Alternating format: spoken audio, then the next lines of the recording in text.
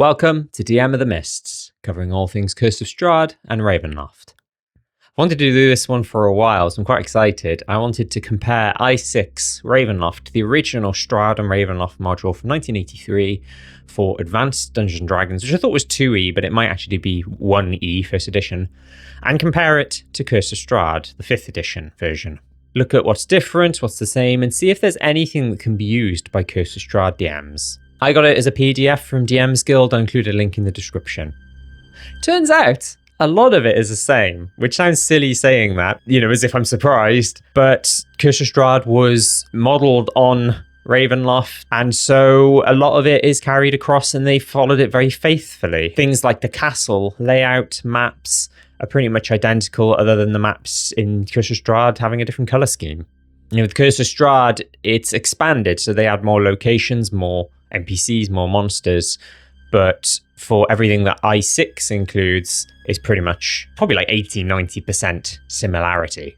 And with that said, there's only a few major things that weren't carried across. There were a lot of tiny, minor differences, which I won't talk about all those, just the major stuff. And also there were times where Curse of Strahd expanded on stuff, so they might have added stuff to areas. So it's more the other way around. There's not a huge amount of things you can sort of borrow from I6 and that wasn't included and carried across Curse of Strahd, but I will talk about some things I found. Quick disclaimer, I came to D&D as a 5th edition. I don't know advanced D&D, the 1st, 2nd edition stuff, so I can't comment on things like earlier rules or the monsters or Strahd's stat block, sadly. I know what Thaco is, but I don't know if I'm pronouncing it right. First, I'll give a quick overview about I6. So I6 just concerns areas A to K in Curse of Strahd. So that's arriving into Barovia via the east, the village of Barovia, Surpool encampment, Castle Ravenloft, and all those areas, roads, junctions in between. So there's nothing beyond the western gates of Barovia, it's just mists, presumably. So no Vallaki, no Krezk, and so on. Sort of like Strahd Must Die Tonight, which is the blog post where they condense Curse of Strahd down to just Castle Ravenloft, but it also includes Village of Barovia and Surpool. I also want to talk about how the Tarokka reading is done. This is the birth of Tarokka, as far as I know. This is the first time Tarokka appeared and the mechanic was there. If you're unfamiliar with Tarokka, maybe you're new to Curse of Strahd, this is one of the first videos of mine you've seen. Tarokka is sort of D&D's in-universe tarot cards, and I did a video where I talk about it in more detail and do some example draws of the draw in Curse of Strahd, if it helps. This predates the official Tarokka deck, and so it's done with playing cards, and fewer cards. It gives information about removing cards. And you draw 5 cards, much like in Curse of Strahd. 3 of them are for important items, the Holy Symbol of Ravenkind, the Tome of Strahd, and the Sunsword, and 1 is for Strahd's location in the castle. The other card, instead of being a fated ally, is Strahd's goals. There's also modifiers that can be applied as well, depending on what type of card is drawn. I'll talk about both those aspects, Strahd's goals and the modifiers, later on. And just like in Curse of Strahd, you're meant to do a reading before the game starts, just in case they don't get a reading during the game, and then if they get the reading from Madame Eva, those results replace the ones that you did from the original draw. Before I talk about sort of the major differences you could carry across into your Curse of Strahd game, I want to just talk about other observations, comparisons, differences. It was interesting seeing which NPCs were around. So in the village of Barovia, you have Ismark and Irina, Bildrath and Parrywimple, Mad Mary, Donovich, Arik the Barkeep, and the 3 Vistana women. It's basically everyone except for Doru and Morgantha, who visits. And in the castle, I was surprised to see Leaf, Gertruda, Cyrus Bellevue, and Petrina as a banshee. There's no art for any of them except for Irina. There's a great thing where Irina stood next to the picture of Tatiana as if to say, that's me. And Cyrus is not described as mongrel folk or having bestial traits. I think that's kind of a later invention. But Petrina is described very similarly. So she's Vistani, although they didn't use that term back then. She's a fan of the dark arts and felt a bond with Strahd, but she was stoned to death by her own people, just like in Curse of Strahd, for the most part. But there's no Casimir.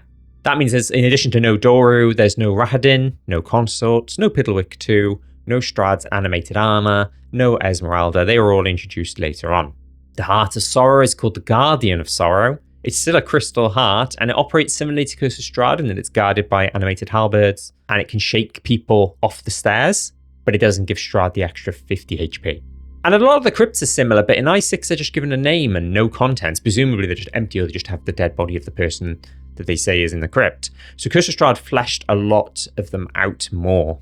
Alright, onto the list of things you can add from I6 that weren't included in Curse of Strahd, but you can consider adding them.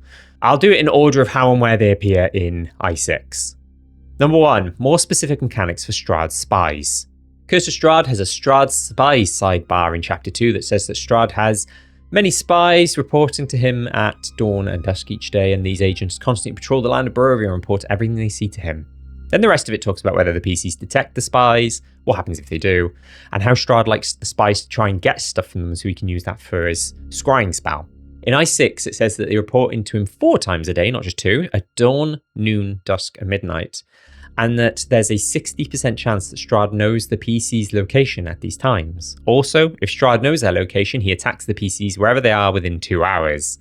Not sure I'd do the attack within 2 hours thing, especially when considering the I6 map is much smaller, but I do like the idea of the 60% chance he knows where they are. Feels more concrete, mechanics-wise, than what's in Curse of Strahd. Number 2, Tarokka reading modifiers.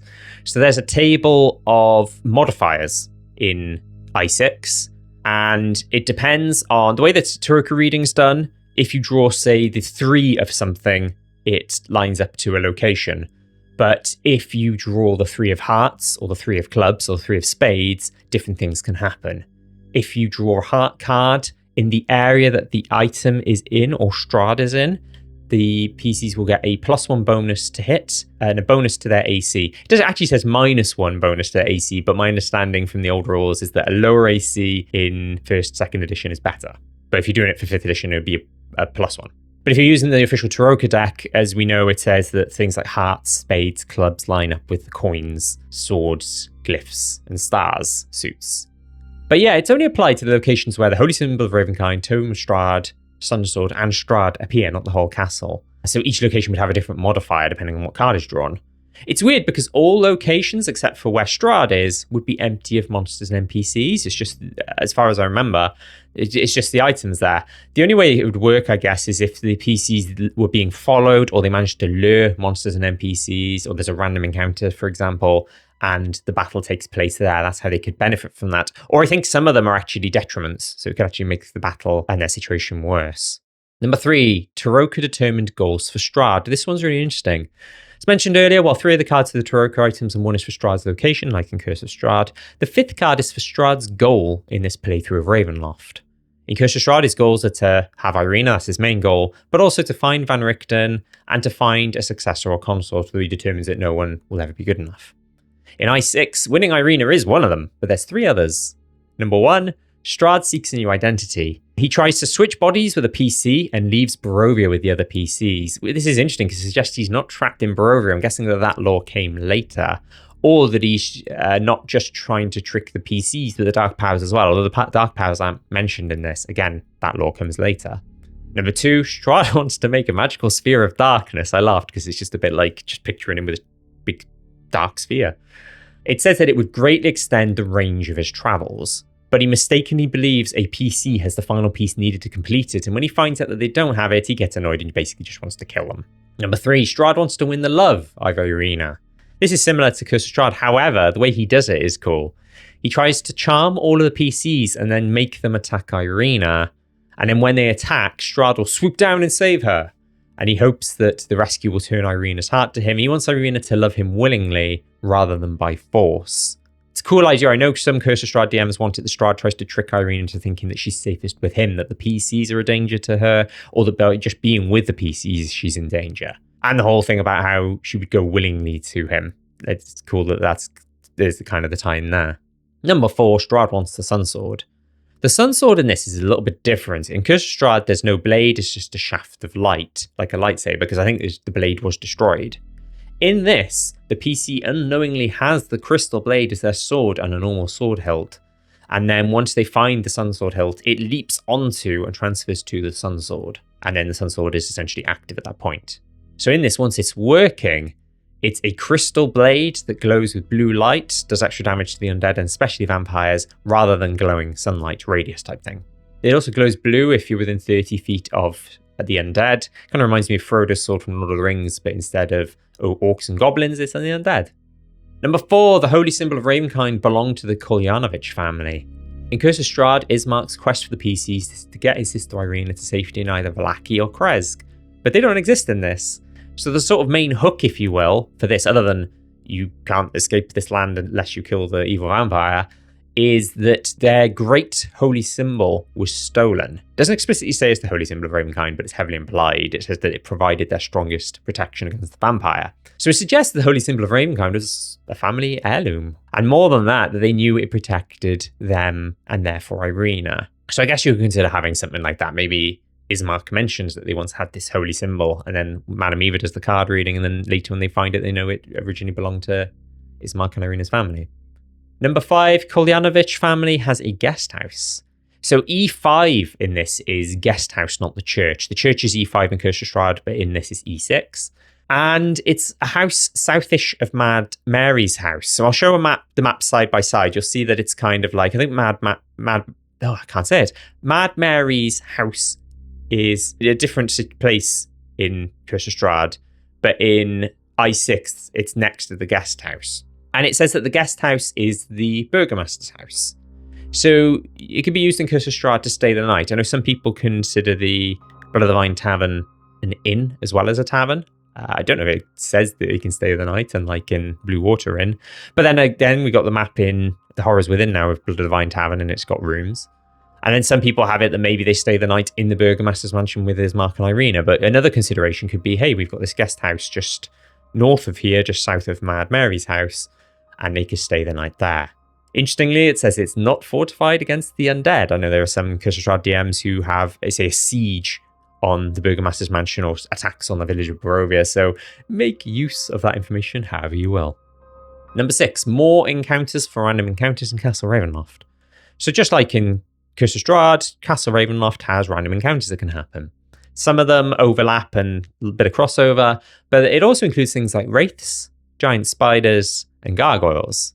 There's also a special encounters table. So if you roll, I think, certain numbers on the regular table, it then says re-roll again on the special encounters table. So it's kind of like encounters that happen less frequently. And that includes rust monsters, a helpful spirit that, I quote, honestly answers one question from the PCs. The answer must be 25 words or less. I think there's something like that in the Curse of Strahd crypts. Like, it isn't in I6. So maybe this is where they've kind of, in Curse of Strahd, they got this and put it in the crypt instead. There's also a groaning spirit that keens. So that's kind of like a banshee's wail. But instead of knocking people to 0 HP, it instantly kills them. Eek. So you might want to consider adding some of those in your game. Number 7, Guardian Wraiths, not Guardian Vermin. So K35 is that small room or corridor on the Rooms of Weeping floor, where it says that there's dark, vaguely man-shaped figures standing in each alcove.